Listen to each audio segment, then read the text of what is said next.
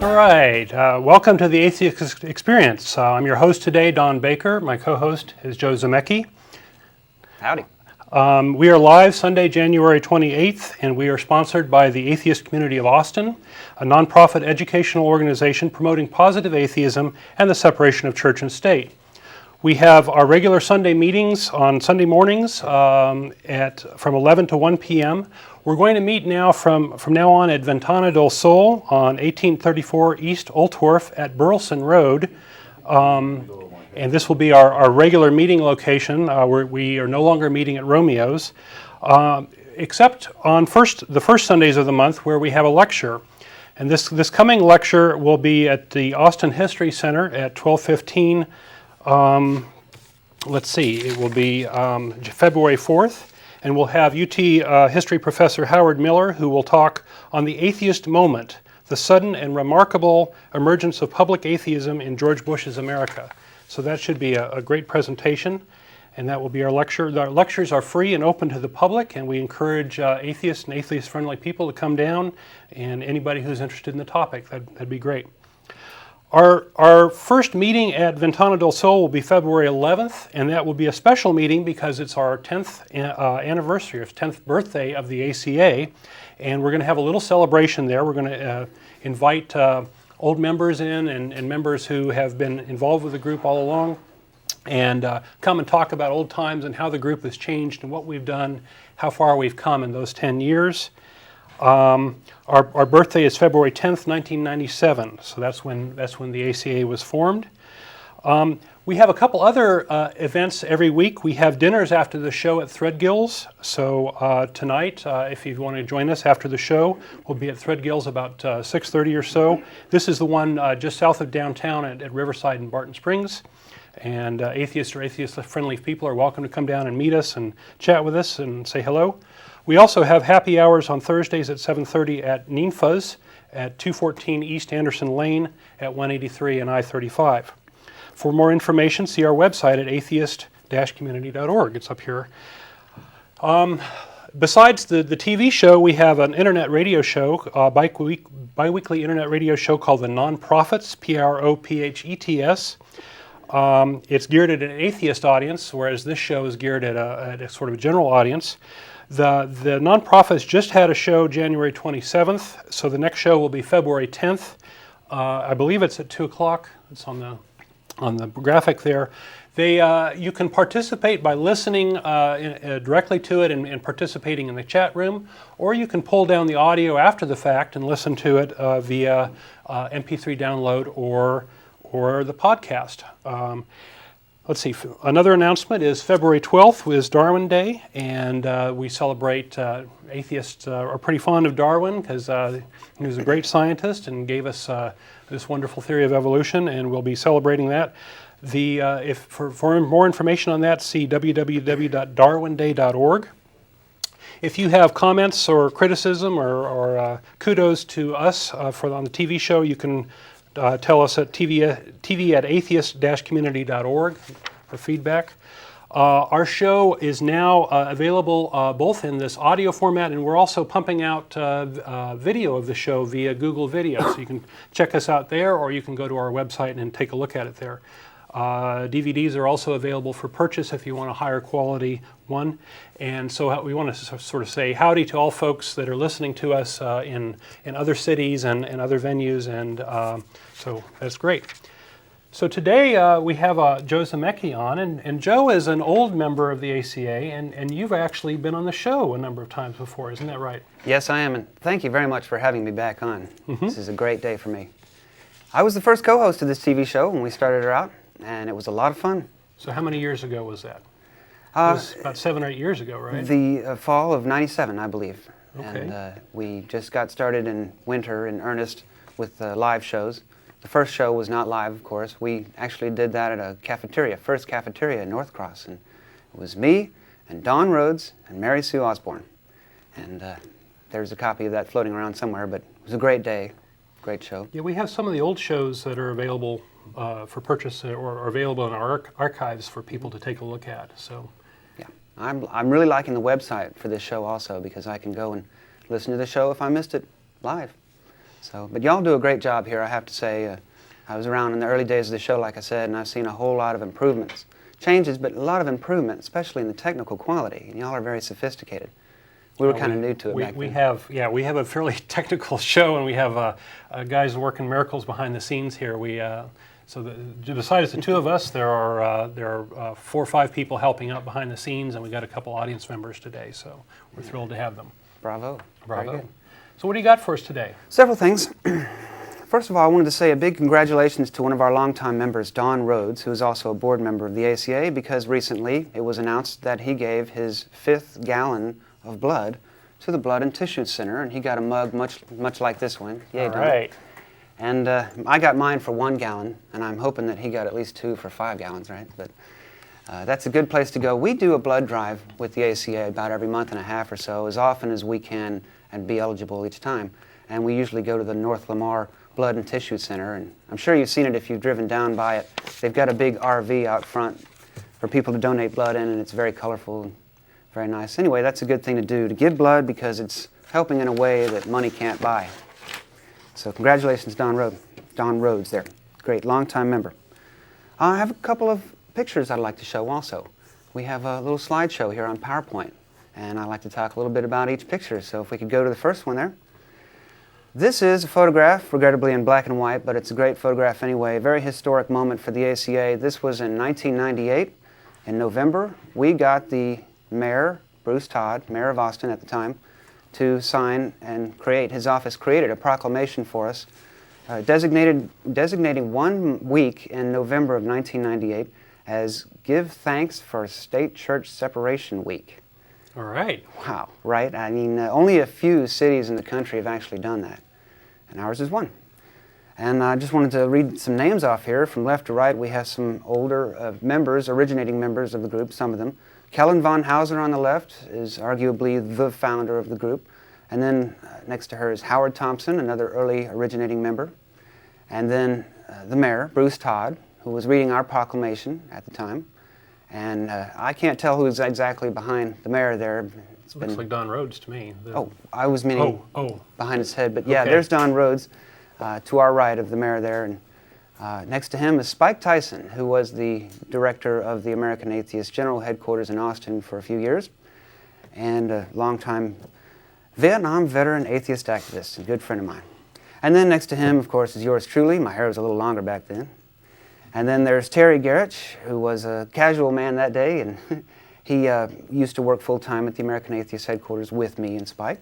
And then Ralph Shirley on the end there, on the right. Ralph was one of the employees at the American Atheist Center for a while as a printer in their print shop, and has since become a member of the ACA way back then, and was a real good member. Now what we had this day is we went in and had their office make up a proclamation for us and read it, and was officially signed by the mayor. We got 2 very nice copies of it. And then we all sat down, and they proceeded to have a prayer. Now, if you look real close in the picture, you can see round about the center of the picture there's several people seated when everybody else is standing. Those are our people sitting there in a small show of civil disobedience, I guess. It was no problem, though. Nobody even said anything. I really think it's because nobody had their eyes open at the time, but I looked around and, I could see at least one child, the innocence of youth wanting to look around when they're doing something silly and unnecessary like praying, but the irony was so thick, let me tell you. So that was at the old City Hall back in '98. So do you know if they've stopped doing the prayers like that, or? Oh, no, and I can tell you firsthand, I know that they do. Of course, you can turn on Channel 6 of Time Warner Cable and watch their council meeting start at 10 a.m. on Thursdays, and I watched the last one on TV, and it started with an invocation, of course, and it was a long one, a couple of minutes, and it was given by a female minister from a group called the First Spiritual Church in Austin, I think it is. Okay.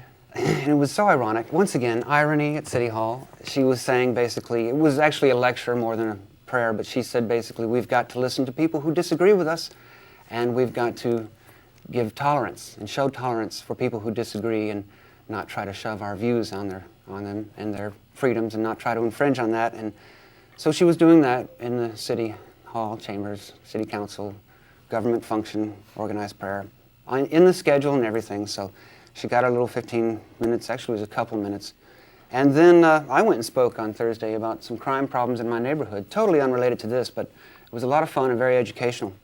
But needless to say, the new City Hall is much larger than this.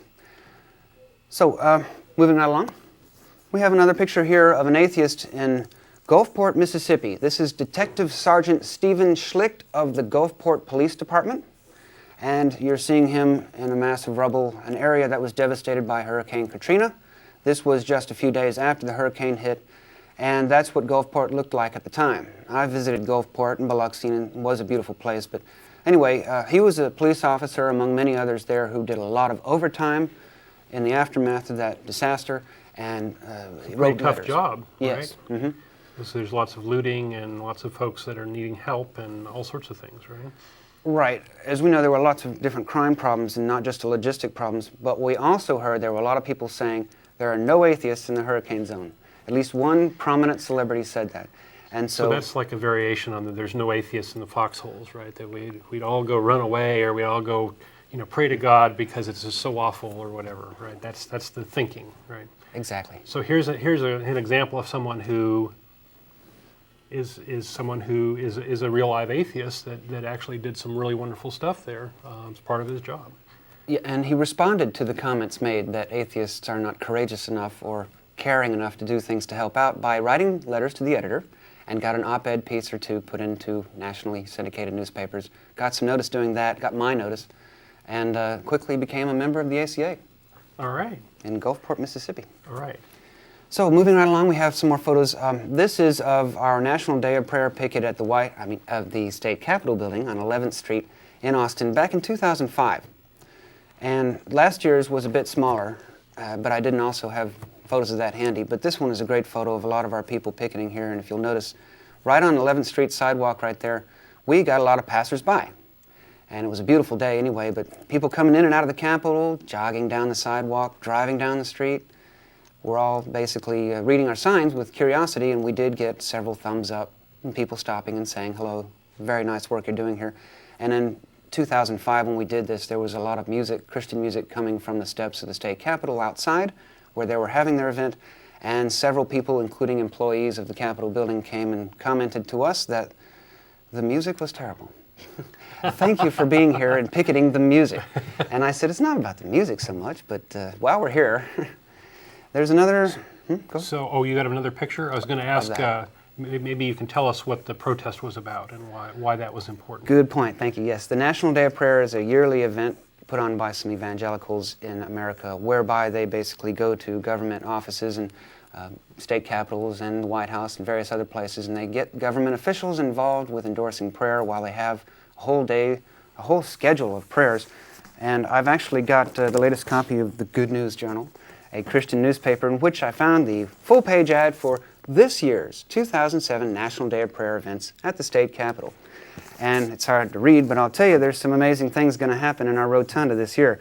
There's going to be a Bible reading marathon. Now, I called down there to the Austin National Day of Prayer group, and I said, what do you mean by that? Surely that would take a long time and be kind of embarrassing. No, they have 4 stations inside the rotunda, north, south, east, and west set up, or they will on that day, and they'll have volunteers at each station to read portions of the Bible for about 12 hours in total until they finish reading that whole thing. And I wrote down which version. I think it's the King James version. Okay. But, So this is a kind of a tricky issue, right? Because we're very much for church-state separation, right? So we don't want the state to be endorsing any particular religion. That's a big part of what the ACA is about, right? But these folks also have free speech rights, right? So Correct. It's a delicate balance, right? Mm-hmm. So what would be over the line if they were going to do that? For us, I don't know. We're really good and well behaved in public, but it is important to note that we're not there to protest their free speech, of course, or their religious liberty, or their right to pray in public, any of that. In fact, there are events all over the state capitol. Many times they're religious events we don't have a problem with at all. It's when they involve civic leaders, they call them, civic leaders, and usually it turns out to be government officials. That's doublespeak, but up to and including the governors of some states and senators and President Bush and various other elected leaders will take part in these things. Now, we are going to be careful to make sure there is some actual government involvement in this event before we bother picketing, because we don't want to come off saying the wrong thing. We do appreciate free speech, and we rely on that as well, and freedom of conscience. But as soon as the government gets involved with preaching and endorsing and enforcing certain religious aspects of belief systems that we hear about, it is time to say something, and utilizing our free speech right as well to hold up a picket sign peacefully and talk about these issues is good. But there's also an alternative to the National Day of Prayer, which I wanted to bring up, the National Day of Reason, on the same day, which has been around for a few years, and that was organized by some free thinkers. We have actually got a logo for it on the screen we can switch to if you like, but this is a good alternative to the National Day of Prayer. It's a day when we can recognize and discuss a whole lot of the important aspects of our free thought community in America and our history, our heritage, which we do have a history and heritage. It's kind of hard to find, but it's out there, and there are lots of groups interested in doing that. Let's see, let's move on now. This is a beautiful picture of a new building, which Don just mentioned a while ago, that we'll be meeting at in February for a couple of months, called Ventana del Sol. That's on East Old Torf. I wanted to include a picture here not only because it's a beautiful picture, but also because the sign out there is a little small. And when I first went there, I said, well, yeah, I passed it right up the first time too, yeah. It's a beautiful building, but it was... So, yeah. Yeah. Anyway... So the upstairs has meeting rooms and such, and downstairs there's a little cafe. Correct, the upstairs It's kind right of there. a community center that different community groups rent space in. Yeah, that's right. It's a great place. What else you got for us, Joe? This is a picture of members of the atheist community of Austin in Washington, D.C. on November 2nd, 2002. The Godless Americans March on Washington. That's right, you heard me correct. This was the first large, significant march of its kind, march and rally at the National Mall in Washington, D.C. to talk about the civil rights and the concerns of non-religious Americans, atheists, freethinkers, rationalists, humanists, secular humanists. We come with a lot of different labels, and if you're wondering why it was called the Godless Americans March on Washington, the name was a big issue beforehand. And the organizing committee said, you know, let's just go with something technically correct, but not emotionally, I don't know. It reminds me of that South Park episode where they had this big fight over what to call atheism, right? And there was these three factions fighting it out, right? It's a similar thing. The latest South Park two-part is just amazingly funny. If you haven't seen that South Park, there's a two-part episode about atheists in the future and how we will act, and they're so clever. Right. So those are members of the ACA in a contingent that was sent there to Washington to march, and you can see the old ACA banner. And then now in this other photograph, now we have a photo of the front of the march, and I'm pretty sure I took that photo. There's the Washington Monument there on the left. Yep. And it was very fascinating. There was about 2,400 Godless Americans there. So you were part of this? Yep, I was one of the organizing okay. people on it, and I actually photographed, took video, and sold T-shirts for the event, at the event. And American Atheists was one of the big groups organizing it, right? And you were part of American Atheists at that time, right? Yeah, I was working for them in New Jersey at their American Atheist Center there, and working closely with Ellen Johnson, the executive leader of the committee of the Godless Americans March, to put that together. And there were so many other people working on it, though, from a lot of different groups. And one thing that's wonderful about that march is because it was a multi-group effort. There were dozens of different local and national free thought groups of all kinds involved with that, and just a variety that you don't normally hear about. Groups we didn't know about at the time, but we marched and right up to that staging point where yesterday there was a big march there against the war, but we were at the same spot with the Capitol building behind us and a lot of people there from across the country, and including ACA members. So I wanted to bring that up, and that's part of the ACA history. That's cool. Let's see. I guess we can go with that one if it's not too wild. Or do we have a call? Yeah. Oh, I was going to say, yeah, we're live January 28th, 2007. We take calls from the greater public, and you're welcome to call in now. Our folks are going to put up the number, and you're welcome to queue up. I think you have some more stuff, though. Oh yeah, right? plenty. It's okay. We have a lot of atheists around the country, across the country, who are atheist activist friends of ours. And in my activism, I have come to meet a whole lot of them. And there's some wonderful people, and I wanted to talk about one right now in the state of Arizona, who is very active in a group called Tucson Atheists. And this is a reincarnation, so to speak, of the old Tucson Secular Club that existed there, I think during the 80s and 90s. And this is a member named Robert Swango, we have a photograph here, who's been holding... Can you put up the photograph, guys? Holding up signs like this one at certain places in his community. And it basically said, God is fake, and it's got his web address under there, the meetup.com site for the group in Tucson, the group of Tucson atheists there. He's got a lot of guts, doesn't he? Okay, let's go. Come back to us. We don't want to scare anybody, right? So he just does this for fun? He just goes out on the street and does this, like a little sandwich board sort of thing? I'm not sure if it's for fun. In fact, he's had a couple of incidents where people got in his face about it, and I think one person tore up one of his signs or something, but it's more because he feels like it's impossible to remain silent anymore.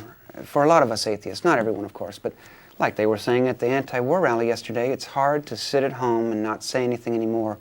And the issues that affect us atheists are very often religious issues that kind of blanket the whole community sometimes, and non-taxation of churches, things like that. We have to pay higher taxes so that churches don't pay any, and that kind of affects us all, but us atheists think about those things more, and a lot of times they'll want to pick up a sign, so that's a peaceful, non-violent way to talk about your issues. A couple of more small little things. There's some news from Houston. For years there was a lawsuit over a Ten Commandments display in a monument on government property in Houston. And there was a lawsuit filed, and it went to federal court, where it is now, and subsequently, thanks to a judge's order, the Ten Commandments monument there has been removed. And just like the one in Alabama... Yeah? This is a Bible display, is it not? Oh, right, I'm sorry, the Bible display. There's so many different monuments out there. Right, there's so many... Right, so this was a Bible display as commemorating one of the guys that started the Star of Hope mission there, right? And it was supposedly to commemorate him, but in reality it ended up being a sort of a Bible display where the monument was neglected for a number of years, and then they brought it back and put this Bible in as a means of sort of bringing back, God to our courtrooms and that sort of thing, and so that prompted a lawsuit by Case Daly. Case Daly, right? Right. And the odd thing about this removal, though, is the timing. I read about this in the news right before the federal case really gets underway.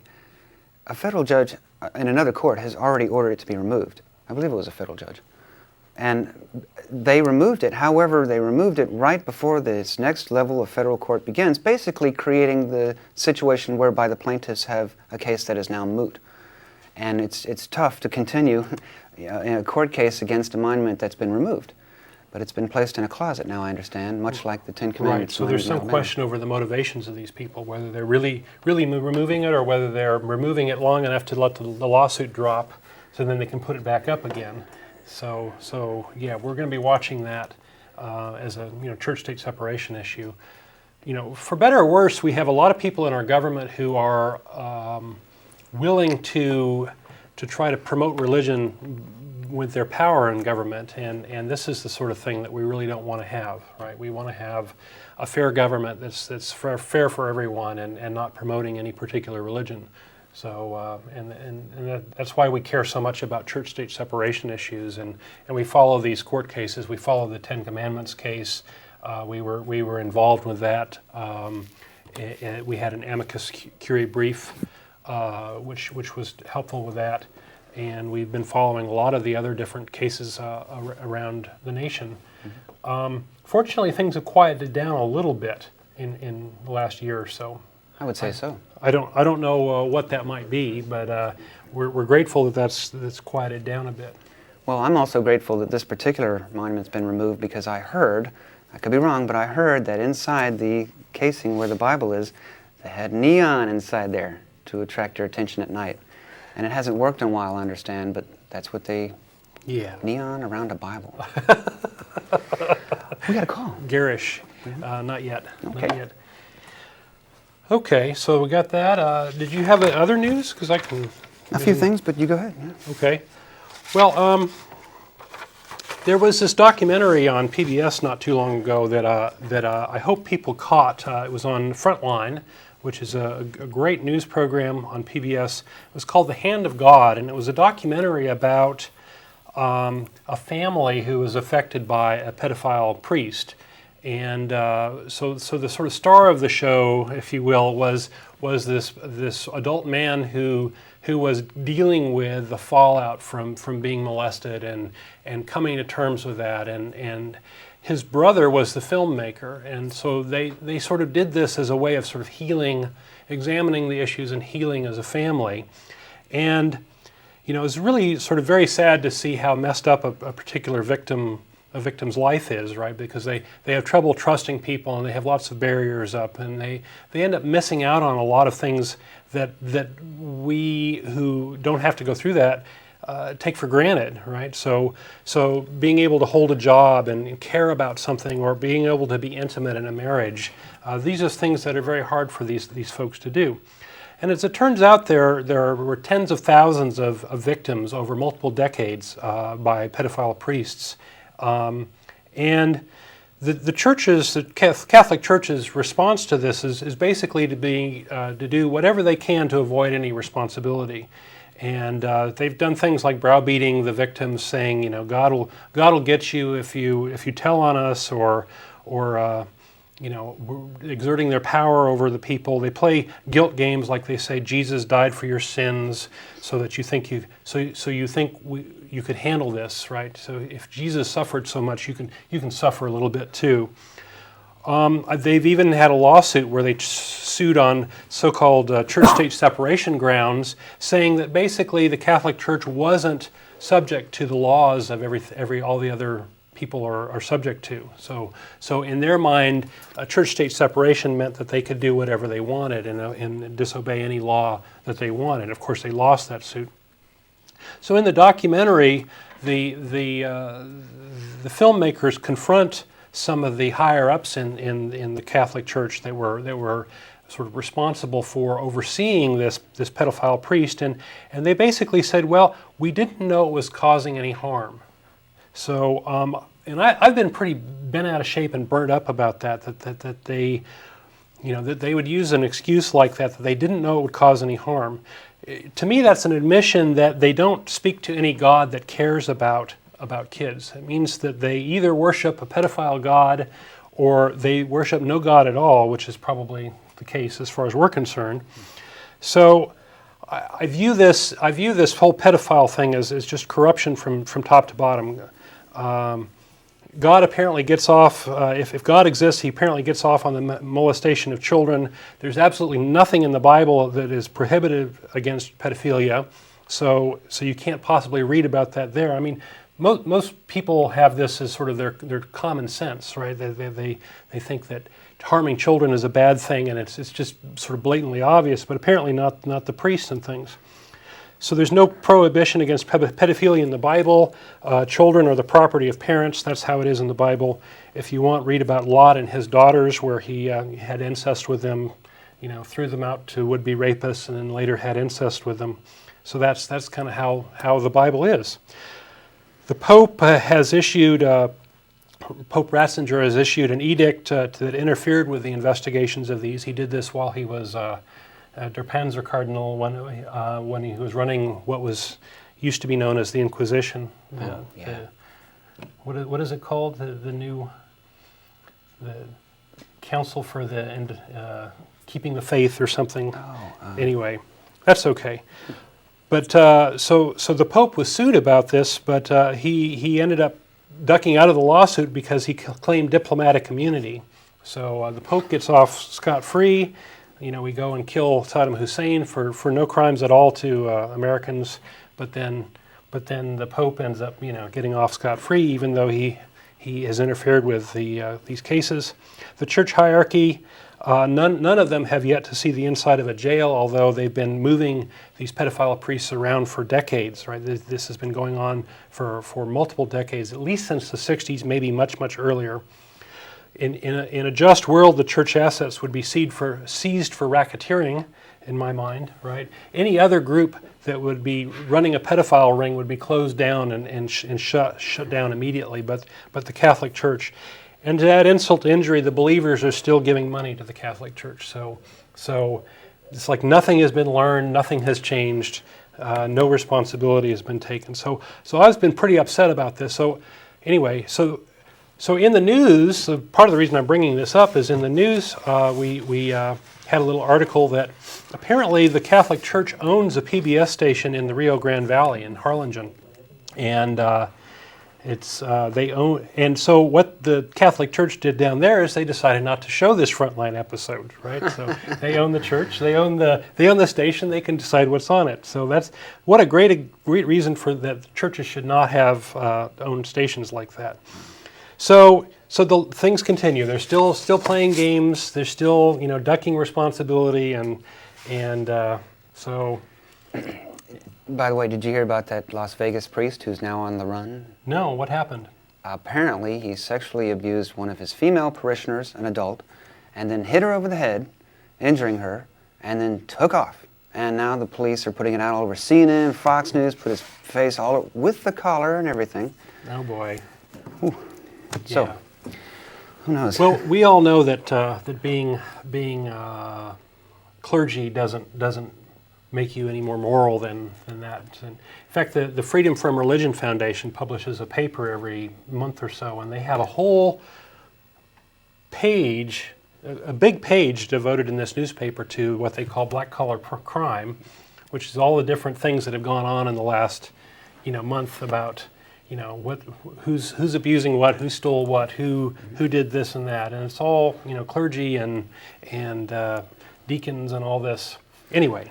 That's the largest section in that publication, in fact, as far as I remember.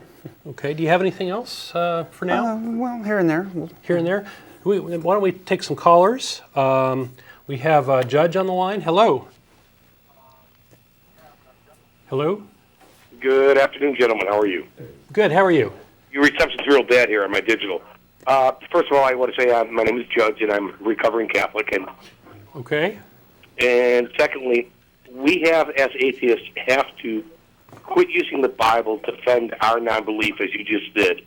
And I don't believe in the Bible at all, and I'm sure neither of you two do there either. But we just use it as defense of our belief, and we can't do it any longer.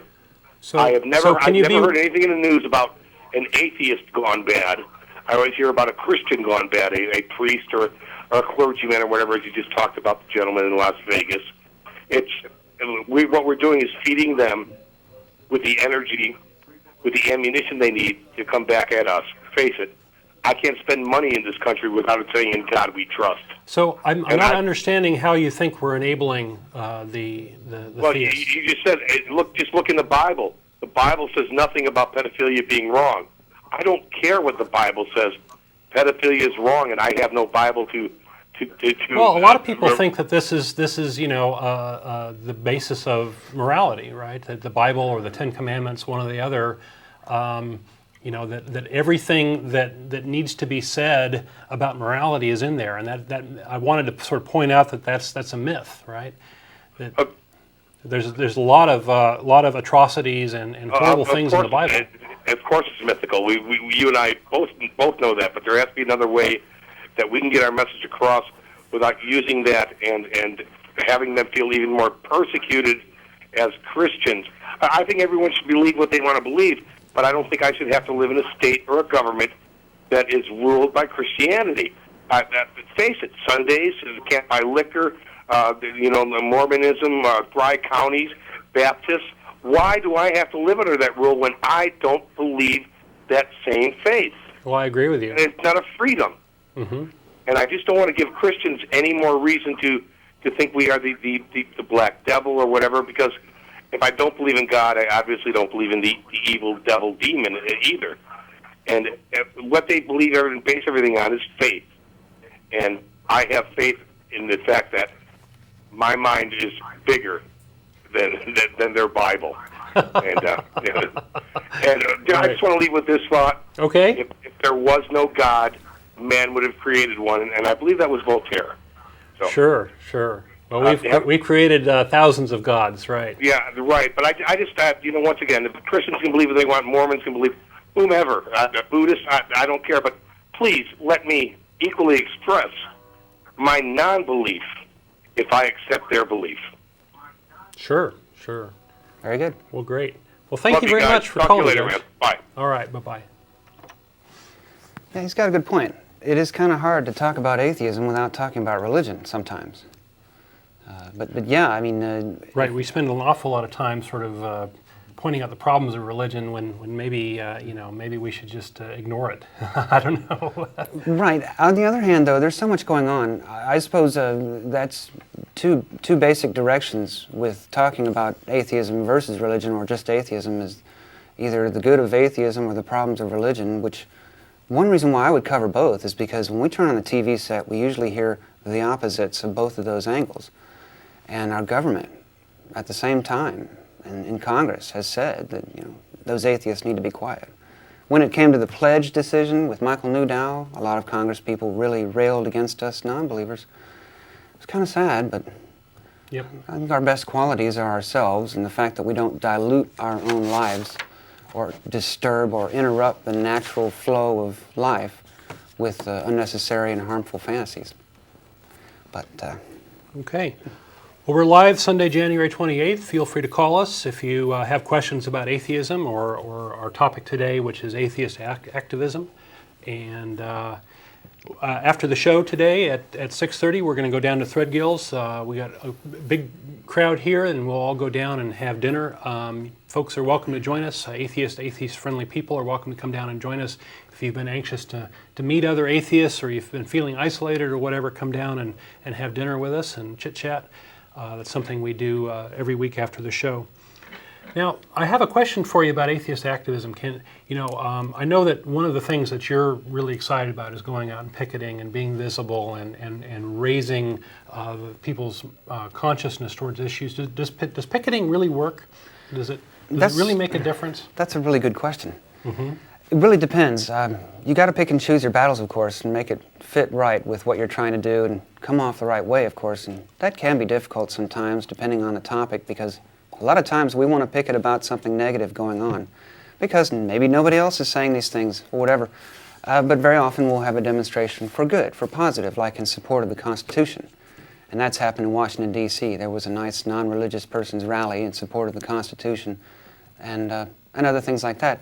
But picketing, I would say, if you're on the ground and you're a passerby and there's a picketing group right then and there, and they've got flyers and signs and they're talking out loud and it's peaceful and all, but when you walk by, it's really hard to avoid hearing or seeing or hearing about their message in some way. And a lot of Americans never even heard of a person outwardly calling themselves an atheist in public without fear. But whenever we've had a picket with the word atheist involved at all, for whatever reason the picket was happening, some people have seen who didn't and wouldn't have otherwise, who learned about atheism, learned about the issue, and those are the few people who are there right then and there at the time. Also, when the media gets involved, the message gets multiplied and sent out to more people. But I do want to say, though, that in the big picture, a lot of times picketing can be the only thing that you can really do. In a lawsuit, a lot of times you're simply up against the law or against the courts, and a lot of people feel powerless in those positions and read about it all the time, and it goes through the court process and there's a big hassle, and we have our big chance in our day in court, and then suddenly it just falls flat because of ignorance and narrow-sightedness on the part of a judge or somebody. But a lot of people feel that just writing a letter to the editor is good, but you can probably get more people interested in an issue if you get more public and outward and visible about it sometimes, not always. So this is kind of taking a lesson from the gay community, right, who realized at some point that their visibility or invisibility was a harm to their cause, right? So there was a big call among gays to come out and be visible and declare themselves. And I guess it's much the same issue here, right? Is that, I've known people that I've known for years that didn't know who an atheist was, right? I didn't know anybody who was an atheist, and so I've done that sort of thing of coming out and saying, hey, I'm an atheist, or this is the thing I do. I do the TV show. I'm involved with the ACA and all this, and people are generally pretty surprised, right? Because they don't even know any atheists, right? So that's, I guess, one of the things is the visibility, huh? Yes, the same thing with reading an article about atheism, a positive article in the paper about atheism and atheists, if you've never read one before. Because there are still a lot of Americans who've simply not been exposed to the information that's out there about us. And when they meet us in person, it personalizes the whole issue, I believe, to a lot of people. But you're right, absolutely right, to bring up the example of the gay movement, and also for women's rights and blacks and gays. All these other groups have already spent decades working on this very approach to getting their issues heard. And they've done great. They've been very successful, especially the gay community. So now we have people in Congress who are out of the closet gay, and that's great. You know, and it really should extend over to other minority groups who are that small or smaller, slightly larger. Non-religious Americans make up about 14%, 15%, depending on the poll, the American population, including agnostics, rationalists, realists, secularists, skeptics, atheists of all kinds. That, to me, is a large enough minority in the American population that it deserves to be heard. Right. Right. The number of Jews is much smaller, right? It's like 5% or something. Right? Exactly. And everybody knows about the Jewish religion, right? So it would be only fair then, I think, to let Americans, especially young Americans, know about this segment of the population, because when you grow up and go out of your home and into college and then beyond, you'll meet up with people of all different kinds. And it's important to be prepared and to not have a problem just because somebody disagrees.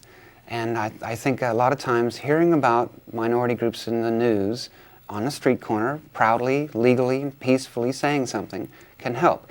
Not all groups are great for that, but I do think that we have definitely come of age in our society with regards to our treatment of gays. This is a great example because there was such a problem for so long. And now it is the majority of Americans, it seems, who are in support of equal rights, at least out of weddings.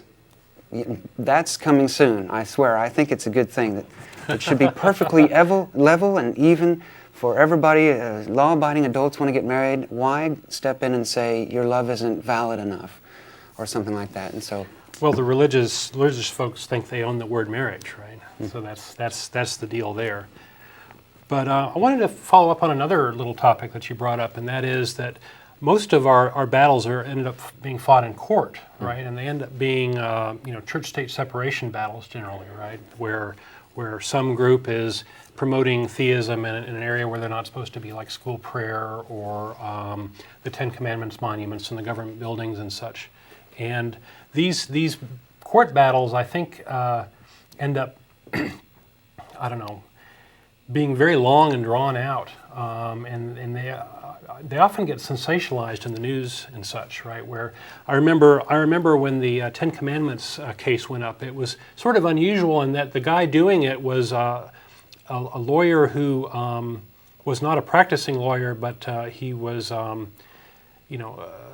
a little bit of trouble with his personal life and such, and he was actually a homeless guy, and I know that many of the articles about him were focusing on that and how this scum of the earth supposedly was trying to challenge this great thing of religion or whatever, and that's kind of the tone of many of the articles that I've seen about it, and we think of him as a church-state separation champion. We think of him as a hero, right? He's someone who took this case all the way to the Supreme Court. He didn't actually argue it there like Newdow did. But these folks are great. We have to defend our Constitution as part of belonging to a great nation is to keep it great, to help it fulfill its laws, help it, do the right thing. And church-state separation is the right thing. Well, and also you brought up a great point about going through the legal process in the courts. It's very expensive. It's very risky. You have to have a good lawyer, not just a lawyer, but a good lawyer, and that costs money. It also takes a long time to go through the courts. And plus, since there is an appellate 10, 15 level, years for a Supreme Court case is not unusual, right? Right, and the Supreme Court has so many cases that come before it, potentially they only pick a tiny, tiny portion of those every year to hear. And if your case doesn't get heard, then your case is stopped right before the Supreme Court. And if you've lost at that level, that's it. And so I think a lot of atheists and a lot of other people who would be in court trying to get the movement going and advance our issues have become kind of fed up with the way the courts are slow and expensive and risky and decided to do things in other ways. And that's one reason, that's something I feel also. I agree that it's so expensive and risky sometimes to go into court that you sometimes are best not doing that and doing another way of getting things done. And so writing letters to the editor, going and meeting with your politicians, your representatives, finding other people who agree with you, and then getting on TV and talking about it. Okay? That's Or another good thing. holding up a sign. Anyway. Right. We're live. This is Sunday, January 28th. We accept callers from the audience. You're welcome to call in. Let us know what you think about the topic of atheist activism, or if you have any questions about atheism in general, you're welcome to call in. Do you have any other news items for us, Joe? A couple little things. In Euless, Texas, there is a situation with a Santeria priest who lives there. And I'll just read this straight off the news. A Santeria priest is suing the city of Euless, Texas, near Dallas, to keep officials from enforcing ordinances he thinks restrict him from practicing his religion. In a federal suit, Jose Merced alleges that city officials denied him a permit to perform Santeria ceremonies with animal sacrifice inside his home, even though people outside would not have been able to hear or see them. An ordained Oba, which is their version of a priest, Oba Merced, explained that blood sacrifices of animals are essential to practicing Santeria, a religion that mixes Roman Catholicism with African beliefs. Quote, "We do not want to break the law, and yet we are entitled to practice our religion," unquote, said the Oba Merced in an affidavit. Police have gone to his home at least 4 times in the last 2 years, citing complaints from a neighbor over animal slaughter. City officials later told him he could not conduct any religious ceremonies that included animal sacrifices in his home because it is illegal within the city. But he's suing. Wow, Okay. I've heard about a lot of Santeria incidents where, like especially in Florida and Cuba, where it's very, very popular there, where they have killed animals that are larger than about this big. I called up the police station down there and I said, "What was he killing?" And they said, "Well, we really don't have an exact lock on all that for us to be able to announce now. The case is pending." But he said, "I heard some birds, some various types of birds, and then birds, there could be several kinds in there. Penguins? I don't know." But what I've heard in other Santeria cases was that there were goats, dogs, cats, a variety of other animals about that big, yay big, and a cow at least once. It's the second most popular religion in Cuba, what I heard. So anyway, that's going on in Euless, Texas, and I'll probably find some more information about that and update. But Okay. Well, we have a caller. We have Steve on the line. Hello. Yeah, hi. The idea of how you put the atheist idea out there, and the whole thing about the percentages of people that believe and don't believe and all this. So something to think about is what would happen, and if we turned it around and said, what are the percentages of people that have some doubt about their beliefs, and all the way down to there's the people that have absolutely no doubt. Very good point, because how you ask the question matters a lot, right? I think there's enormous numbers of people that are counted as believers who believe but have moments of doubt, extreme doubts, little bits of doubt, and if you turn, and the fact that all of them get to be called believers sort of skews the issue. That's and right. Now, it also isn't fair to turn it the other way. But if you could talk about it somewhere where, look, there's a spectrum of belief, and there's plenty of doubt out there, and there's plenty of people that are bringing some kind of skepticism, not the same level as maybe the atheists do, but it's there, and there was people wondering, and it would look a lot more reasonable, I think, the whole spectrum of what people are thinking, and I think that is really what's out there, although I can't prove it to you. Yeah, that's a great point, that there is a spectrum of and where do you draw the line, or how do you categorize people to give it a fair shake? And the thing, a thing to say about I'm glad to see the atheists becoming more prominent now, or like at least letting people know that you don't have to believe. I mean, and that there are people that are perfectly normal and perfectly successful and happy people out there that are, able to say that about themselves. That's a good thing. Yeah. But on the other hand, there's this idea of kind of gradients of doubt. You kind of say, if you challenge somebody, you've got to either declare yourself to be an atheist or you're a believer. I'd like to let them say, well, no, I'm a doubter. And I think there needs to be a way to get the vocabulary going where people can kind of step towards it without making such a big step, and getting more people talking about things. So, well, I think a lot of folks that sort of come out as non-believers end up getting descended on by folks that think, oh, well, this guy needs to be converted, or this guy needs to have his faith propped up, or whatever. And a lot of folks know that that's coming down the pike, and they just don't even want to put themselves in that position, right? Right. Yeah, and it's may feel a little bit confrontational in our culture to make such a declaration.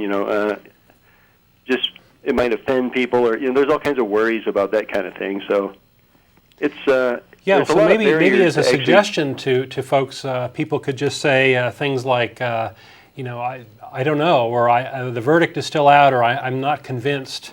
Might be a good thing to say. I'm not convinced about such and such religious claim. Well, I don't actually think atheists should say anything less than they're an atheist if they're already comfortable with saying it. Right. I'm just thinking that when we poll people, the fence sitters talk to people, or the people. Interesting terminology that you hear in religion is people confess their faith. And it's sort of like, you know what? Why don't you confess your doubt? Because the way things are right now, it takes a lot more confessing to confess your doubt than it does to confess your faith. You're claiming your faith, as if it's a good thing. But go ahead and confess your doubt, because we know it's there. So, yeah. Anyway, that's my 2 cents. Well, what a fine idea. We very much appreciate you calling and letting us in on your thoughts there. Okay. Thanks for having the show. Oh, thank you. Bye. Bye-bye. Yeah, it's a fascinating thing. The thing that always kills me is, people claim that they believe all these things, but when you talk to people in depth about what they all believe different things, right? Their notion of gods is all different, right? And we see that especially, sitting on this side of the table on the show here, as we get all sorts of callers in with different religious beliefs, and everybody seems to think they believe the same thing, but they don't. And because it's really not grounded in reality, it's not grounded in anything concrete and objective. People have these vague notions of what God means and all this, and they all believe different things. And that's always amazing to me that the notion of being a Christian is almost meaningless because people believe so many different things. There's so many different sects, so many different diversity of beliefs and such. And this Santeria, right, this is just one, right? Not everybody practices the animal sacrifice as part of their Roman Catholic, whatever, right? Gosh. And thank goodness, right, that they don't do that, right? Imagine the mess. Not just the feathers. The feathers and, right. The fur and the bones. But, I'm always fascinated whenever I hear somebody refer to America as being full of believers and non-believers, okay? Because whenever somebody who's religious talks about belief, it's usually belief by itself, and that's the end of the sentence. And I always say, what are you asking me to believe in now? Because you could believe in a lot of different things, but the act of belief itself is not really the mark of sincerity. It's what you believe in that matters, right? And you'll often hear them say things like, you just got to believe, or I have a faith. Well, I do too. I believe in things too, right. Sure. Dan Dennett makes this point in his book, Darwin's Dangerous Idea. No, Breaking the Spell. That people have a belief in belief, right? That somehow just believing in something is magically good, and what a crazy idea that is, right? But that does capture it pretty well, and I think you hit on that. That actually touches on one of the main arguments for the existence of a God. Just because we can conceive of the idea of a God, that gives credence to the existence. And it must be real, if we can think of it, right? I've heard Christians say that and be very serious when they said it. Well, we can conceive of the flying spaghetti monster, right? Therefore, it must exist. I'd rather see that than some of the imagery they have in Catholic Church, right? Right. The God of the Bible is pretty horrible. Yeah. Pretty horrible. What else? Oh, boy. Okay, so we have Dawn on the line. Hello? How y'all doing today? Good, how are you? I wasn't going to call in, but I just... We're glad you did.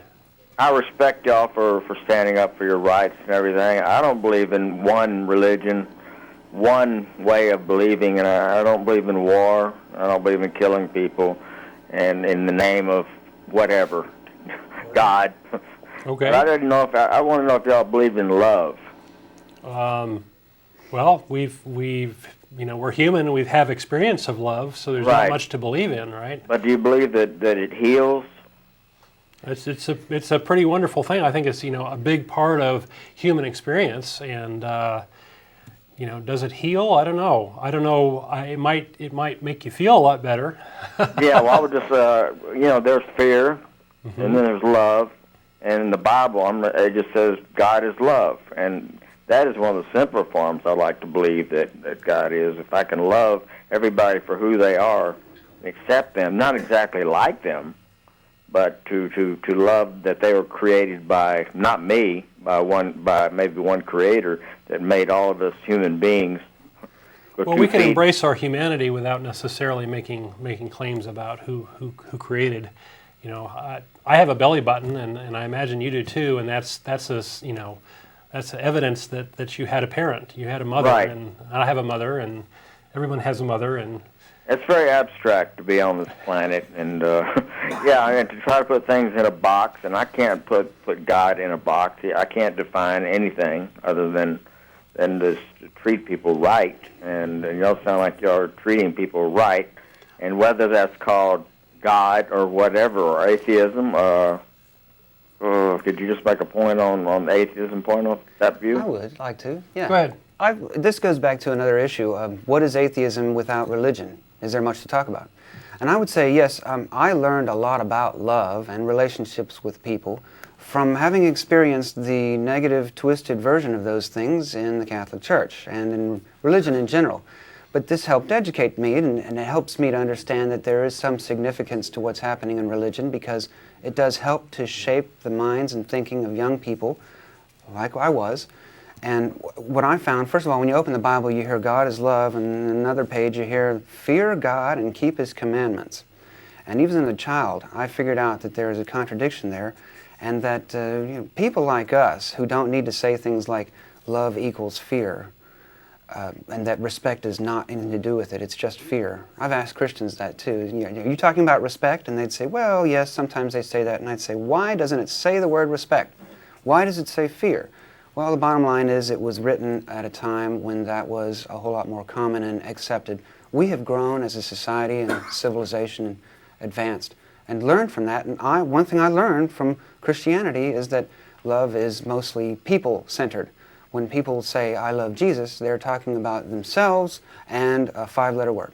But yeah, there's a lot of fear-based control freaks out there that religiously put themselves in boxes saying, I'm a pure-blood Christian, or I'm a pure-blood this, and I am this, and my religion's better than yours, and this is this, and this, and we all have a right to be on this world, believe in what we want to believe in, and for us to accept everybody, all colors, all shapes, all sizes, all sexuality, whatever people have, and it's a strange world. What am I going to do when I hate these people? I mean, but you mentioned in the Bible about fear of God, and to me that means reverence, or just respect for a higher creator, because I didn't create it myself. Sometimes when I get into self-will and fear, then I am creating my own misery.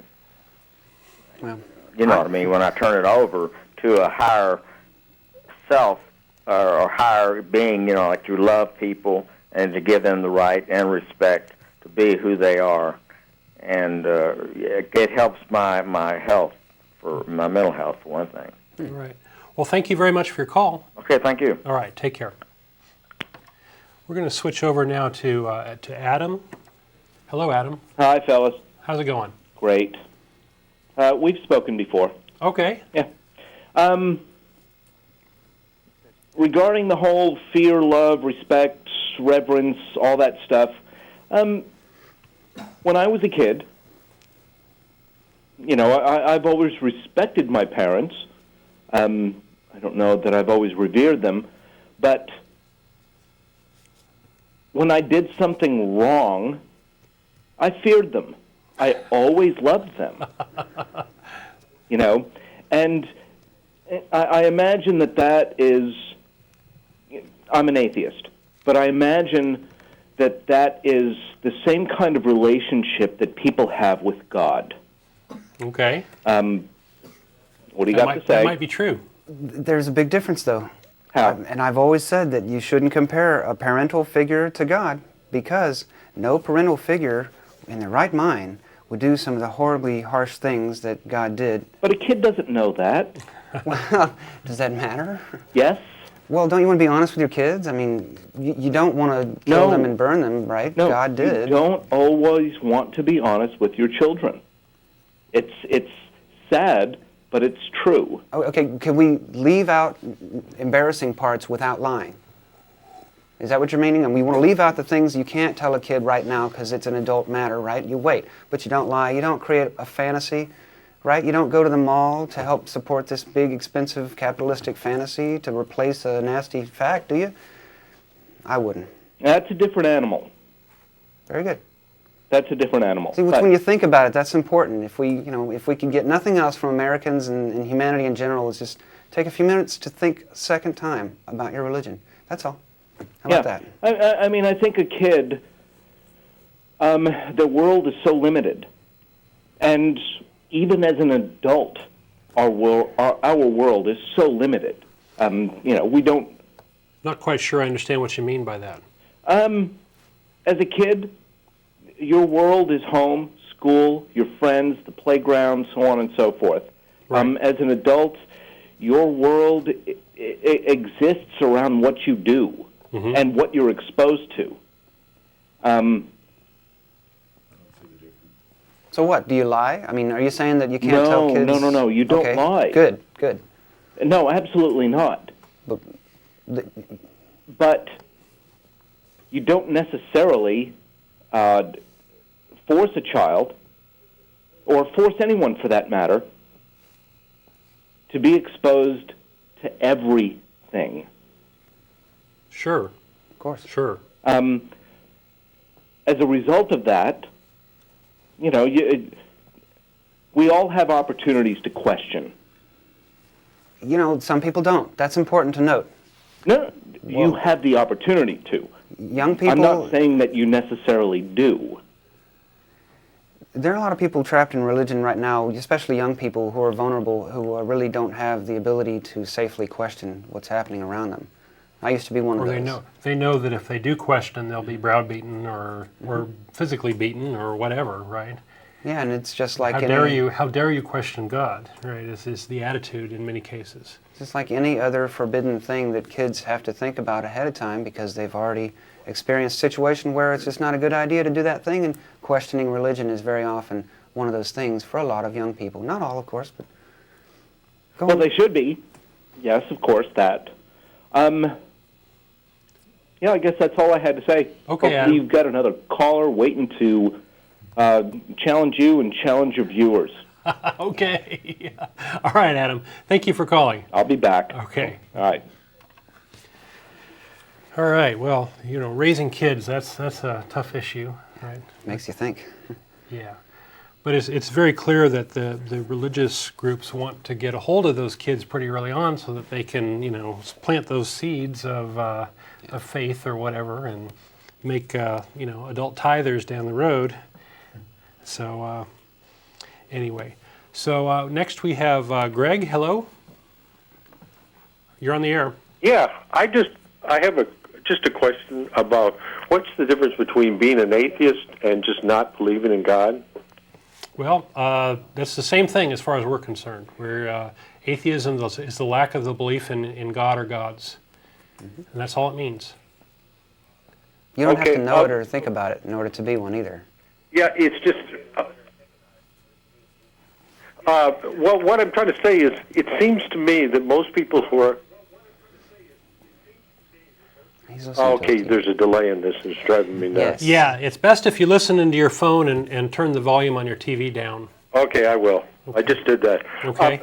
Basically, is what I'm trying to say is, I was religious at one time mm-hmm. and was disappointed in religion and just had a backlash and quit believing. Became, i.e., an atheist. Okay. Agnostic. And then it seemed to me that I was bonding to my wounds. I was so disappointed in the lack of religion that I would lash out at these idiots that believed in God. And then I moved, the next step is, well, of course, there is no God. There's no question about that. but what's the point in not believing in a God? Well, we speaking for myself, I see religion as a negative thing, right? I see religion as, out there hurting gay rights, getting itself in the way of stem cell research that's potentially save lives. We see it, sabotaging science in the classrooms, like with intelligent design, and a whole list of other things. Pedophile priests, I brought those up earlier. Oh, absolutely.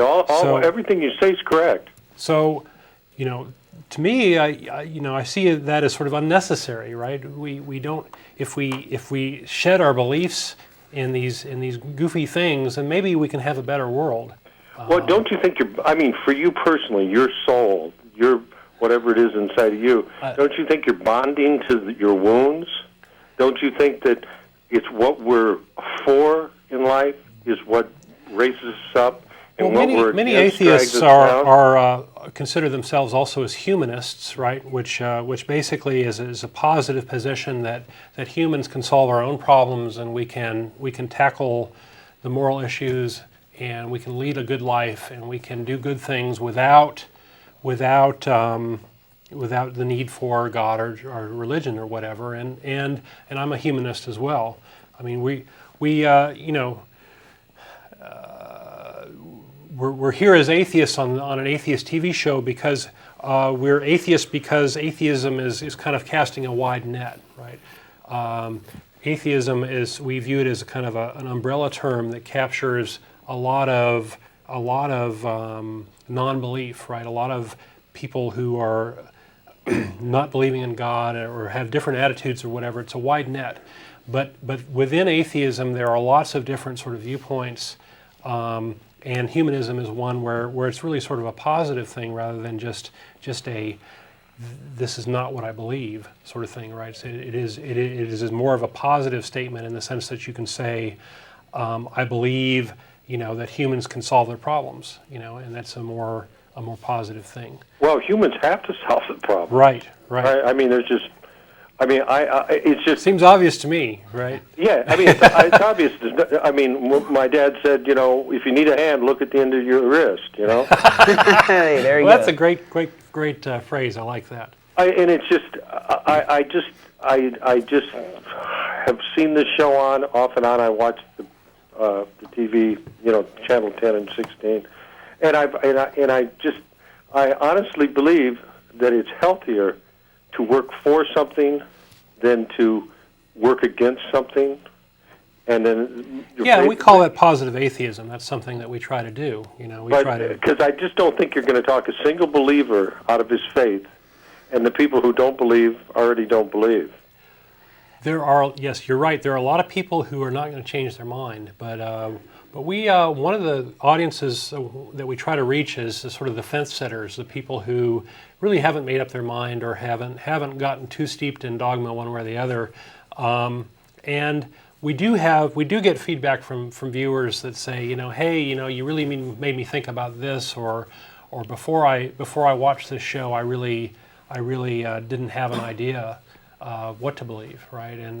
Yeah, I'm sure getting some agreement on. So we do get a little bit of positive feedback, but for most of the atheists I know, it's been a sort of a long path that people. When they're believers initially, and then when they eventually come to atheism, it's often like a 7 or 8 year journey, right? So it's not something that you wake up one day and say, "Oh, gosh, it all makes sense now." It's really I agree with that. Pretty long process for a lot of folks. It takes years to shake off those chains. So we're trying to chip away at it a little bit with the show, and yes, it's true that we may not change any minds immediately, but we definitely are trying to raise a lot of questions, I think, that people need to be asking about religion. Well, that's one of the things I hadn't thought about, was the fact that it takes years to really, you start saying you're agnostic, and you're saying, well, I'm not sure about this, and then finally one day you just realize that it's just not part of my life. I don't think about religion at all, Yeah. And so, yeah, I see your point. I think it probably does take a long time to get rid of. Yep. All right. Well, good luck. I just kind of wondered about that. Okay. Well, thank you very much for your call. Okay. Bye-bye. Okay. I wanted to mention, since that came up, on our website, we have testimonials from a number of folks, maybe 6 or 7 folks have written testimonials. Both Joe and I have written testimonials about how we came to be an atheist. And it's amazing to me the different paths that people take, because I wasn't raised as a religious household, but a lot of people were. You were, and some of our other members were actually very serious about religion, and the more they dug into it, the more they figured out that, hey, this doesn't make sense. That's a very common way of getting here. Yeah, it's another important answer to the question, why do we have the TV show? And for my part, yes, I spent years not believing in religion anymore, but not really understanding what that's called.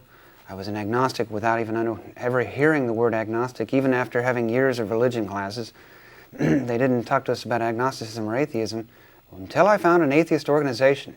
Then I understood what I was suddenly, that there's a name for it, and that it is something we can be proud of. Because, again, one great quality about atheists, I think, is that they have either realized that there's a problem with religion and gotten away from it, or never were with it, but that religion is so big and so universal, it seems, and so all-encompassing in society, especially ours, that people who don't have a religion are somewhat special. But because we come to that from a lot of different ways and backgrounds, a variety of different backgrounds, that means that our atheism means a little bit different to each of us. We have different opinions about what it means, but the very technical aspects, the minimal aspects of it, are good enough, I think, to celebrate. Because the part of me that's not religious is the human being. Because whenever I hear about religion, it's superfluous and somewhat inhumane or anti-human, or it places humans underneath a ghost in the sky. And if they can't find that God, and if most Christians don't even want to try to find their God, I think that adds 100 points to the quality of atheism and atheists. And I've really enjoyed having a part in the atheist community since I've been in it. So. Yep, a lot of good folks. Okay, let's go to another caller. We have Matt on the line. Hey, Matt, guys. You're on the wrong side of the phone, Matt. No, I'm not. Evidently, I'm on the right side of the phone. Okay. You guys are doing a great job. How are you doing? Good. This is Matt Dillahunty, our normal host. Yeah, I had a wedding reception to go to for some other ACA members. So you believe in had love? A good time and pigged out thoroughly, but I got home in time to watch the show. And I want to make a couple quick callers without being a big Budinsky. Okay. Comments on the last call. A lot of times we get people calling in to talk about how negative we are, or how atheism is just a negative thing, because even in and of itself the definition is without religion, and many of us, like myself, tend to be anti-theists, where we're actively pointing out the things that are wrong with religion. Yeah, it's one thing to be positive and another thing to be negative. But if you are addressing negative issues like divisiveness and favoritism and the marginalization of people's rights and policies which cause human suffering and work against efforts to make the world a better place, when you're addressing those negative issues to change them, you're not doing something negative, you're doing something positive. So while I agree with him that it's best to work for something, I think we are. So it's like don't shoot the messenger sort of thing, right? We're bringing a message that these things are bad, and we're pointing that out. And maybe a lot of folks think that that means that we're just bringing up negative stuff. Yeah, it's, I've used the hitting somebody over the head with a board analogy before. If you come across somebody who's hitting somebody over the head with a board, raising attention to that and making them stop isn't a negative action. Yeah, there's a cartoon about that. And it's not persecution. It's not a violation. They don't have some inherent right to hit you over the head with a board. The last point quickly was, he was talking about how difficult it is, and you addressed this a little bit, to convince believers. And one of the reasons that I do the show, I don't necessarily think that I'm going to change the mind of the person that I'm speaking to on the phone as much as, like you mentioned, some of the fence sitters. As somebody who used to be a Christian, I know that reasoned, logical arguments can change someone's mind because it changed mine. So there's some evidence that way. You're a living example of it, huh? Yeah, but I also have received a number of emails from people who were in fence-setting positions who, because of either the work on the TV show or something I wrote somewhere else, wanted to write and say, hey, thanks, because this one little thing you said, I may disagree with 50 other things you said, or not understand it, or not be on the same page. But one thing you said helped focus my attention in a way that it did manage to change my mind and did solidify my understanding of how it's possible to celebrate life and have a wonderful, normal existence without this, deference to deities. It's just... Yeah. So I tend to think it's all positive. Granted, I've been known to get into shouting matches and a little bit of name-calling and polemics, especially, when you got that asshat Jerry Falwell. But one of just many. Because you're taking action against something you find negative doesn't mean your actions are negative. So That's a great point, Matt. I'm glad you brought that up. anyway, great show today, guys. And I won't be at Threadgills today, but I'm sure there's a lot of others who will. So have fun, and I'll see y'all soon. Okay. All right. Well, Matt will be on. Thank you, Matt. Matt will be on next week. I forget who's going to be co-hosting, but he'll be back on in regular rotation. So let's go to Scott. Hello. Hello. I actually agree with the majority of what you're saying. I just wanted to bring up a semantic point. Okay. A lot of times you use the word religion and say things like religion is the cause of certain problems, and I just kind of wanted to point out that, at least from my perspective, the cause of these problems is monotheistic religions and or theistic religions, and not atheistic religions like Buddhism or Taoism. Yeah, you're right. I sometimes paint a too broad a brush. Right. You're right. So Right. some of the Eastern religions are. I'm relatively sympathetic to them. I'm sympathetic to deism, for example, which is just the belief that there's a creator God, and that it's often been called the absentee landlord religion, right? And that the God supposedly hasn't done anything since then, right? And doesn't interact and doesn't answer prayers or whatever. Person walked off the line.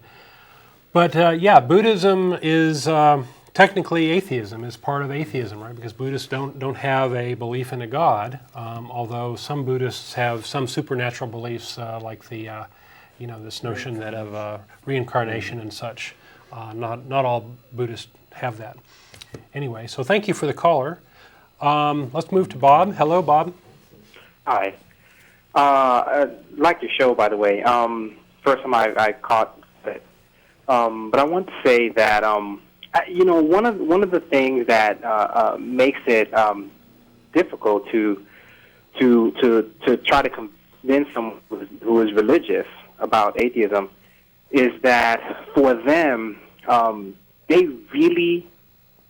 cannot see the world any other way. So it's like they have a wall, or like a psychological wall, a barrier up. And so an example that I have is I was talking to my 8-year-old daughter, and I asked her, I said, why is the Easter bunny a rabbit? Why is it a bunny? She said, just because it is. And so I said to her, well, why not a squirrel? It could easily be an Easter squirrel or an Easter frog. She said, it's not a frog, it's a bunny. Everyone knows it's a bunny. And in her mind, this is just the way it is. It's a bunny. And the joke was on me. I was uncool, or I didn't know what I was talking about. And it was so, she was so sort of, it couldn't be any other thing. And then 2 weeks later, she comes to me and says, it could be a squirrel. I was trying to point out the arbitrariness of I'm sure there's some story about why it's a bunny, but it's a bunny because it was a fertility festival. So the bunnies and the eggs and such were all signs of fertility. So it goes back to its pagan roots. So that's the real reason why. But your point is still very valid. It's really sort of arbitrary, right? Right. So. And for these people, it's a real. They really it's a mental block, and so you can't get them to see the world in a different way. And part of it is because it's very comforting for them, right? So people like to make sense of the world, and so 1,000 years ago, people would pray for rain and sing to the gods for rain or whatever. And years ago, when something happened, well, it's God's will, God's way. But now, the more we know, the more we progress with science, we can insert explanations for things that we did not know at one time. And so while the doctor knows what's going on in your body at the moment, the family's in the waiting room praying for God to do something. But the doctor will hear the family and say, yeah, pray, keep praying, although they know what's going on. Well, it gives them something to do, right? And so for people who are really religious, they need that as an explanation for things. It's a need to sort of say, okay, I don't understand what's going on here, so it's God's will. It's God's way. It's an easy explanation. Right. The world makes sense. It's a rationalization. Every question you have, you can insert that in there. Right. I've often thought that one of the big sort of barriers to getting rid of belief in God is this idea that you have a soul and that soul is going to live forever. That it sort of plugs into your survival instinct, right? Your belief is that when you're religious, your belief is that you're going to live forever, right? And no one really wants to die. And so here come along as the atheist saying, well, that whole soul thing is crazy, right? There's no evidence for it. You're going to die someday, right? And nobody really wants to face up to their own mortality. So I think that's another thing that the religions do, the Western religions especially, is give you a notion that you're going to live on, and maybe in a happy place, maybe not. Right. Thank you. Thank you very much. Good show. All right. Take care. Bye-bye. All right, so we have David. Hello. Hey, how you guys doing? Good. How are you? Oh, pretty good. Yeah, I was just wanting to know if you guys knew that atheism is actually a tool to bring you closer to God. Oh, really? Really? How does that work? Well, it actually works, on the fact that how Christianity and most actual religions are based as far as belief and faith is where it becomes apparent, is when things happen for you. What things? What things? Good or bad. So what difference would a God all make? All things relevant. It's kind of like a lot of rape victims become lesbians, or kids that are molested become homosexuals. And because of your religion, I feel because of your religious abuse and you were forced to do something, and I have no religious abuse in my past. I just came to the conclusion that it doesn't make sense and that it's causing a lot of harm. Yeah, and I hate that, but at the same time, atheism also, sometimes as a humanist, is also a good example of humans doing God's will without being told, like you say, without having to depend on Him, because that's really what He... I would debate, whether there even is a God. Right, but besides that, I can guarantee you the God of the Bible would not be a humanist. He would never use that word now. I mean throughout the whole Bible is this theme that He created us, not the other way around, and that we are subservient to Him. Well, it sounds to me that you've studied and come up with a lot of answers to prove that there is not a God. No. Even from a scientific standpoint, to actually try to prove something proves that something is there to begin with. No, see, I may have mistaken what we're trying to say, but I don't believe any of us have said we're trying to prove there is no God. Well, you're saying there is one. Well, for us, we don't accept the claim that there is one, and there have been many claims about many different God ideas made. It's important not to think they're all the same in value. But the bottom line is we do not have a burden of proving or disproving anything. We live our lives naturally, and God beliefs come and go and evolve. But throughout the years, you can hear lots of different crazy God ideas that you will immediately disbelieve right off the bat and say, that's crazy. Common sense says there's no spaghetti flying monster on Mars controlling our fate. Now, are you crazy or wrong or immoral for saying that? Or are you actually sucking up to that spaghetti monster by saying that? No. You're living above that fantasy, and it's one thing if you like to go to the movies and watch that sort of thing. That's a great place for fantasy. But in the real world, we adults eventually discover the important things are what are real. Real friends who are actually there, real relatives who will show up and help you. I mean, I've always wondered why we're supposed to love Jesus with all our heart when He will never come and shake your hand. He will never look you in the eye, will never tell you His problems. He will never help you fill out your taxes or babysit your kids, change the diaper, go to the gas station, go to the bank. Forget it, you're not going to get... Those are human things, and real friends actually show up to help you with those things. As a kid, I was told to walk with Jesus and be His friend, right? Don't walk in front of Him or behind Him. You're on par with your friend. Walk side by side. Could never find Him to do that in the first place. And it's a shame that the hypocrites that were in charge of your religious upbringing got a hold of you. You know, and that's a shame. And we don't. And that was real common in the at the turn of the century to the 70s and 80s. Where there was like when you have small towns where everybody believed the same way. And if you didn't, you were alienated from that group. And Jesus and God do not believe in alienation. They are actually holy. You will need to read John 3:18, not 3:16. Move a little. Everybody says John 3:16. Yeah, continue and read to John 3:18. Jesus was absolutely divisive about religion. Make no mistake about it. He did not say everybody's invited regardless of your beliefs. No way.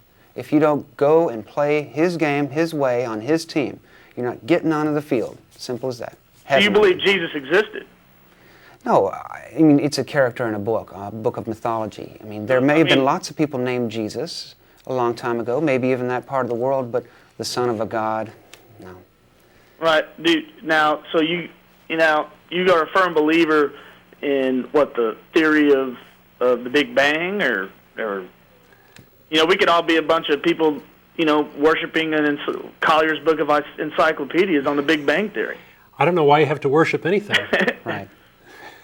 Well, exactly. You're confused about worship. It's your own man becoming, actually believing that he is God is the downfall of man. Well, who would want to be a god, though? Certainly not me. That's not a noble pursuit at all. I don't think anybody's a god. Yeah. Well, I don't know. I mean, you guys have an icon there. It says ACA. That's kind of iconoclastic, which is deity-like. It's got a little pyramid. We don't worship. We don't there. worship our organization. We're just just a bunch of guys that hang out together. And I would say most symbols like that one are irreligious to begin with. Well, it's kind of almost like a cross if you look at it. I guess if you want to look at it that way, but there are lots of symbols out there, and we've chosen one, and we are not religious. Can we join you guys if we want? If you're an atheist, you can, yeah. What if you're not atheist? Can you join the atheist community if you're not an atheist? No. Would you want to? That'd be dishonest. So you alienate people that don't believe the way you do. Dishonest people? Yes, sir. If that's what you feel. But I mean, if you're not an atheist, there are other groups for you. But if you're not an atheist, don't call yourself. Well, how would you know if you're an atheist? You're not anything. You don't claim atheist, or is that the fundamental part of who you are, or is you being? Well, I forgot your name again, but John or David? Are you David? Or Joe and Don. Are you atheist first, or are you David first, or John? Or I forgot your names. This is a debate that I agree and disagree with a lot of things you say. It's not the most important thing in my life. No. Huh? Being an atheist is not the most important thing in my life.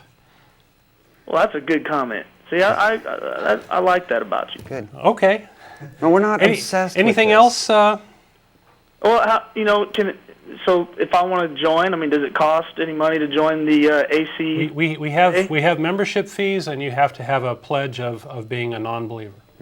A pledge of being a non-believer, right. And how much is that fee? It's $24 a year. 24? That's not bad. That's cheaper than tithing. Yeah. So I guess if you're a cheap non-believer, you can be an atheist. Yeah, we don't have any, pipe organs and stained glass windows to buy and all that. So. Right. So at the same time, the high majority of people with belief in this greatness that moves lots of people and moves civilization is completely wrong. Well, they certainly believe they do, but okay. Well, thank you for your call. All right. Okay, we got a couple more callers. A couple quick announcements here. Today we are going to Threadgill's after the show at 6:30. We'll meet down there. The show ends at 6, so that's coming up pretty quick. I guess we'll take one more call. Let's see. Murray. Very quickly, you got a quick question for us, Murray? Yes. We seem to live in a society that seems to think that everybody is Christian or treats people that way. And I'm wondering how you, as atheists, handle things such as, having to go be a witness in a trial and have to swear an oath, or on jury duty, that sort of thing. In There's society. exceptions for a lot of those things, that? so that's not necessarily something you have to do. But you have to stand up and you have to say, hey, I'm a non-believer, that sort of thing. So unfortunately, I'm going to have to let you go. We're pretty low on time, but thank you for your call. Try calling us back later. For those who are interested, you can write TV at atheist-community.org. You can give us feedback there. Thank you very much to our cast and crew. The folks work behind the scenes very hard to make this show happen, and we very much appreciate them. And thank you to our callers. And thank you to you, Joe. Thank you for having me on. Okay, good deal.